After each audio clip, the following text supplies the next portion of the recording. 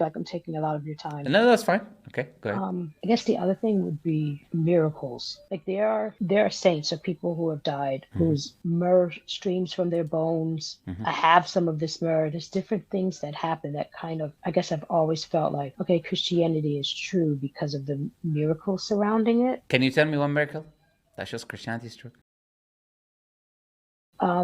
Saints whose myrrh flow from their bones after Have they you seen die. that? I have myrrh. I haven't physically seen it, or I've seen an Okay. icon weep before. No, no. So what can you and me see now as evidence for Christianity being the truth? Because these stories exist in every faith, by the way. If I bring you some Hindus now, they will tell you the best stories you if you want to hear about stories, right? They will tell you some stories that will blow your mind, but about their gods and all of this stuff, right? Mm. Okay, stories is very easy to say. Now, what evidence are there that you can show me right now for Christianity? Give me one. I just want one. I'm not gonna ask for many. I will ask for something that shows that Christianity is the truth. One evidence. Well, I can't say that this is, I guess, phrased that way. I can't say that it's evidence for the entire faith of Christianity, Uh-huh. but I have seen an icon Other than like personal cry before. experience, Um, because look, every Christian comes with the same story. Look, I was depressed. I didn't drink. I was drinking alcohol. I was sleeping one day, and oh Jesus no, came on not my that dream. kind of stuff. I mean, No, no, like but it's if it's the you, personal experience is what I'm talking about. Is the thing. It's but an something you icon personally. weeping is not personal experience. No, no. Personal experience means that something you personally experience that I cannot see today if I were to ask for it as proof to observe. It's not objective for everyone.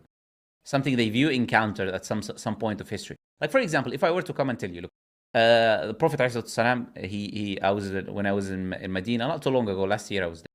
So when I was in Uh-huh. Medina, Prophet ﷺ came out of his grave, he shook my hand and he gave me a hug, and he said what, you're gonna enter paradise to when you die, and okay, you're gonna be with me in the highest level, and you're gonna marry Yeah. a beautiful wife, and okay, all of this stuff, okay.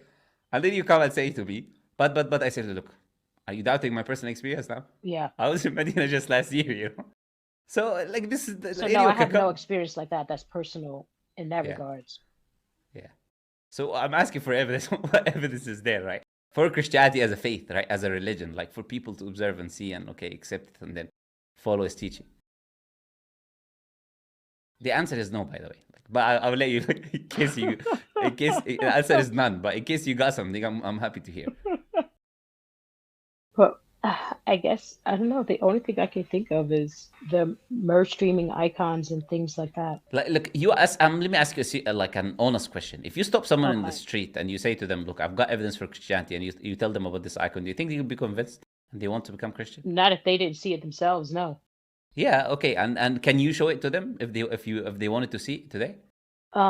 You'd have to find where it was, where it is. It travels around to different places. If they wanted to see it, they could. Yeah, but that's my point exactly. If it travels to different places, that you cannot really pinpoint a place like come here and you can see it and this and that. And also, this icon, how does it prove Christianity is the question. Like, does the icon says Jesus, God, Trinity is true, follow the Bible, or how is Oh that linked no, to Christianity? because it's a Christian icon. It's Mary and Jesus. So Mary and Jesus, and what does the icon do? It cries myrrh from the icon. I think it just kind of falls down the icon. I don't know where it comes from. It's just there. It just kind So of there's comes water out of the. dripping. No, it's myrrh. It's some kind of Yeah, oil, liquid, oily stuff. liquid. Yeah, it's like a sweet smelling So oily can I break the substance. icon and check if there is a tube that is bringing the oil, or are they gonna kill me if I try to do that? Is it possible? Um, Is it just like listen hypothetically? Look at how easy it is to break this miracle, right? Is it possible for someone to have put a tube or a specific thing that has in the holes when it comes to the eyes, and then you start the oil coming, or a specific place in the icon, and then this oil starts to come out when people are there, so they when I can. saw it, it doesn't look like you can do that. But it has I to don't be know. hidden, so or people will see, isn't it? So the hole or the place where the oil comes in, and all of this. Is it possible for me to do this or not? Maybe. Okay. So like honestly, like, I want to be like I want you to think about these things. Is that really? Am I gonna be Christian because there's some oil on some icon somewhere that I saw one day? Like, is that really convincing? Like for me to accept a faith and follow a religion? Or I mean, not from that alone. Okay, so what is there to prove? When I say but evidence, there's something miracle that shows, okay, this religion is true. There's no doubt. I don't know if I don't know if there's evidence to prove that anything is true beyond shadow of a doubt, or everyone will believe it. I think every There, religion is that way. no, but this is the thing. That's what Christians would think. That's what Christians are told, and that's what Christians would think. Muslims will say we've got multitude of different evidences. If you look at the life of the Prophet ﷺ, you look at the information in the Quran, for example, that precedes its time, it is things that the Prophet ﷺ could not have known that it describes. Whether it is, first, the Prophet ﷺ describing what we see today in reality, or whether it is the natural world, like the Quran speaking about the universe, the Quran speaking about planets, stars, galaxies, water, anything. And these things today we are discovering, just discovering its accuracy, discovering its truth day by day. Even So the Quran bees is being description. feminine, right? Even the bees being female or something like this. Things similar to that, yeah. Things similar to what you've heard like this. Like, for example, the development of the embryo, the stages that literally the baby grows. There's a Christian embryologist. He was in the 1900s. He was called Keith Moore. And he died as a Christian. But he said this description of embryology, when he looked at them using the microscope, he said it could not come from the Prophet ﷺ. He said that he's a Christian. He said, and he died as a Christian. But he still admitted that this could not come from a desert Bedouin Arab, because I'm looking with a microscope, the same description that is there is the description in the Quran, right? So these type of things, yeah, these, for example, the Quran talking about the universe expanding and we're discovering it using the Hubble telescope. The Quran talks about clouds, and that clouds are heavy. No one says clouds are heavy. You look at clouds, you think they're light. Anyone who is, light. Yeah, but clouds weigh tons. And the Quran uses the description of the heavy clouds. وَيُنْشِئُ, and he creates or fashions السحاب الثقال, the heavy clouds. This is a description that you're not going to find this in other scriptures, because always in literature and this and that, you'll find it describing it as light, because it's flying in the sky. But the Quran gives these types of descriptions. It talks about, like, I can go on and on and on, basically, right? When it comes to these things, when it comes to the physical world. Other than that, the Prophet is speaking about the future as well, of the things that happen today. He said, for example, that you'll see the barefoot Bedouin Arabs competing in constructing the tallest buildings. Where's the tallest building in the world today? It's Burj Khalifa. In Dubai. Yeah. Right? And you know how they're able to do this? 50 years ago, it was a desert. They found oil. And after discovering the oil, they have the money. They're able to construct the buildings. The Prophet ﷺ, he said the earth will be puking its treasures. It will puke its treasures. And that money will become abundant within the Arabs. Prophet spoke about interest and usury, and how the interest and usury will become globally widespread. That even the people who try to avoid it will still be influenced and affected by it. And you can only do that if you have a form of paper currency, so you can lend large amounts to the people. That time there was gold and silver. Yeah, there was no interest, I'm sure, back then, of borrowing money the way we are now. Yeah, because there was you cannot print and just lend and then ask again. You need gold and silver, so you need to mine and find it in order for you to lend large amounts, this and that. So you couldn't do that the same way. You cannot do it in a scale of no one could avoid it. And I could go on and on right now and give you evidences. These are just some. Even the Quran speaking about the past, giving descriptions of things to do that neither the Bible mentioned or any other scripture that we discover today to be true. I'll give you one example. The Quran talking about Pharaoh. Like, Pharaoh is described in the Bible, an interaction between Moses and Pharaoh. But nowhere in the Bible does it say that Pharaoh, at the time of Moses, claimed to be God. Doesn't say that anywhere in the Bible. Right? Doesn't say that in the previous scripture. Not that I've read or heard. Yeah, it's not there. You can research it. You're not going to find it. But the Quran has that description. It says that he claimed to be God. Now, we know that to be a fact today. And this is something the Prophet Muhammad could not have known, because the hieroglyphic language was dead. We discovered the Rosetta Stone like 200 years ago. And through the Rosetta Stone, we translated from Demotic to Greek, and then we can read from the hieroglyphic, Demotic, and then Greek. So then we can translate the language of the hieroglyphics, and we can read what they're saying. So in the temple in Egypt, the temple of Abu Simbel, for example, the Pharaoh at the time of Moses, which was Ramses II, he was crowned to be divine by Horus and Set. Two Egyptian gods made him God, basically. He was elevated to be God. So he was a person who claimed to be God. And this was not common before him in Pharaoh's law anyways. It was not that common for a Pharaoh to claim to be God. But you can see that happening. You can see the Quran mention these things. The Quran talking about Abraham and what the people at his time worshipped, for example, the gods that they worshipped. The Quran is very specific that they worship the sun and the moon and a planet, which was Ishtar. And today we know that's true. Sumerian language was dead at the time of the Prophet ﷺ, but then it was revived. And we found a temple called Zugrat of Ur, where we found an artifact which shows the gods that the people in Asia Mesopotamia at the time of Abraham used to worship. All of this information was not there. This temple was under the sand. The language was dead. Prophet could not have access to this information, essentially. And No, and it is not in the previous scriptures. So now the question is like, look, the Prophet ﷺ given these descriptions of these things in the past, talking about these things in the future that we see, talking about all of these things that we're describing in the natural world and all. I'm just giving you a few examples, but I can give many, many more. Not let alone to mention the things that the Prophet ﷺ did that people saw. And that the Quran itself today is a living miracle that cannot be imitated in the Arabic language is a challenge for the people today. So it is not that every religion does not have evidence. It's that other religions do not have evidence. That's why they make the excuse for every other faith. But the truth is, Islam is the only religion that will actually have objective evidence to demonstrate that it's from God. So what excuse would I have for not following Prophet Muhammad after all of these evidences? How can I still reject the truth?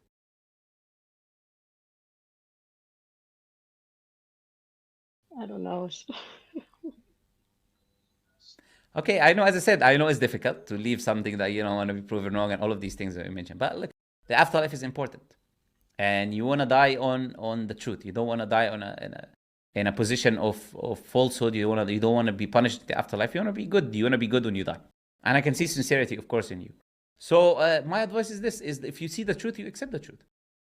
I'm not going to necessarily tell you to do it right now. Is do it whenever you feel like you're ready to do it.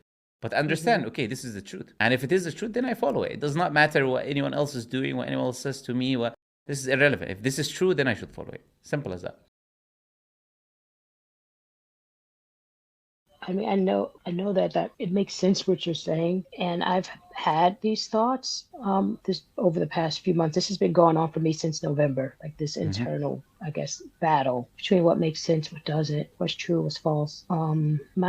My family, I'm married, I have kids. We're all Orthodox Christians. And sometimes we'll talk and debate about these things, believe it or not. And it's funny, and I thought if I ever had a chance to talk to him, I would ask him my questions. And I just happened to go on YouTube and saw the live and thought, I'll click today.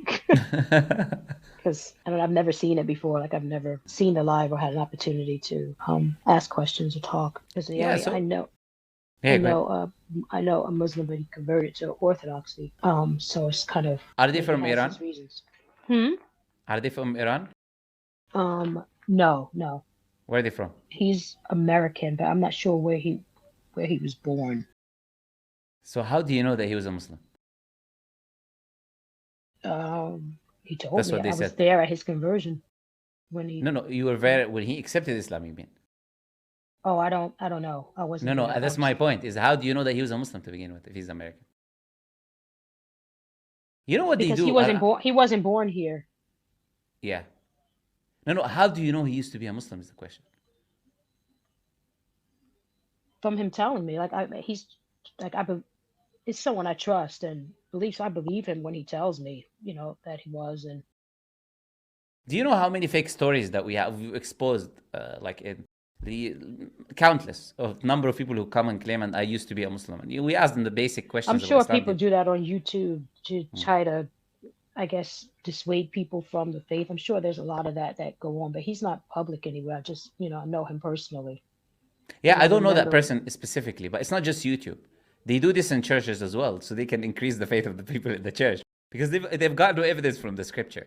So what they have to do is this oil icons and bring in someone that he had an experience, that he speaks about his story of what happened in a dream, or his amazing story that happened in his life, how Jesus had this sign in his life. This is what happens in Christianity in churches. People come talk about their personal experiences, and you speak about these certain things, and some guys say that I used to be a Muslim and this and that, and become. Not in Orthodox church is a little bit different. Okay. It's like Orthodox Christianity is like ancient Christianity. It's not like Protestantism or Catholicism, or it's very different. There's no one speaking about anything. It's liturgical. So you come, there's a liturgy. So there's not opportunity for people to kind of talk or share. It's not set up that way. It's not that kind of thing. Why do you think you mentioned that person though? What's the what does it prove that person used to be, assuming that he was? It doesn't prove anything. It's just that there's no one to really talk to and ask questions to. I'm saying that I know in my life, because the only person I do have it's just, I guess everyone has their own kind of thought, but. Yeah, so look, when it comes to generally asking questions, this live is always there, publicly open for anyone to ask questions. And there's one for Muslims and there is one for non-Muslims. Always open for people to ask questions. And the Okay. Muslim communities are as well. Like the mosques are there; they'll be open for anyone to come and ask a question if they had a question. They will gladly answer your questions. The imam in the mosque and this, they're not going to say to you, "Don't come in," for example. They will Okay. answer your questions. Yeah, I believe that. And yeah, and when it comes to support, when someone becomes Muslim, that's something we give. Like we connect them with people, Muslims who are in surroundings or in their areas, if there is someone around them, or minimum online that would always keep in contact with them, teach them, answer their questions, teach them the important things. So we always do that as much as we can. So if you're thinking, Hmm. if you want to become Muslim or something, if you're thinking about that in the future, that's something that we can help with. And if you're asking Okay. generally, I mean, I feel like whatever, I don't know. I guess once I know, I have to know for sure what I'm doing. But obviously, you have to do what's right. You have to seek the truth and Mhm. on the truth when you find it. But you also need Absolutely, to be sure. So, you know what I mean? So absolutely, I can't dispute the things that you've said. I'm not going to try to. you're welcome to. No, So no. what you can do is not Shoot. try to dispute them right now. You don't have to do that. But what you can do is if you have questions about anything, you have my email. I'll put it for you now. One of the ones will put it. I'll highlight it for you. You're welcome to send me an email and ask about that specific thing. Wait, you said it's I said if anything I said, for example, that you had a question about later on, you investigated and wanted more clarity on, or wanted to find the sources of it, or anything related to that, you're welcome to uh-huh. send me an email. Is what I'm trying to say. So you can get more like clarity on that specific issue. You're welcome to do that. But in the end, here is the email if you can see it on the screen, right? So, but in general, anything I said is a fact, you know. And that's why you're welcome to go and come back, and you realize that just it is a fact, and then you realize that like there's no other choice. This is the truth. And if what I was saying is true, then doesn't that make Islam true then? If what you're saying is true, then Hmm. yeah, I mean, yeah, it would. Yeah. So the next step is for you to make sure that what I was saying is true. That's it. You know? Yeah. And the email, if Yeah, you said it's, it's it's on the there. screen. It's muslimlantern at gmail.com. So it's without Okay. the, it's the name of the channel without the, just muslimlantern at gmail.com. Okay. Yeah, you could just send, or any of the social media platforms, just mention that it's you. And then, yeah, any question you would have about what I said, you're welcome to kind of do the investigation. But yeah, and this, I think, is the best step for you to take right now. And once, if these things are true, then you should become Muslim. Okay. Okay? Okay, it was nice talking Thank to you. you. No Nice problem. talking to you No too. problem. No Thank problem. you. No problem. Okay, I'll bring the next person on. Okay, I'll let you go. Thank Okay. you. Bye bye. Bye bye.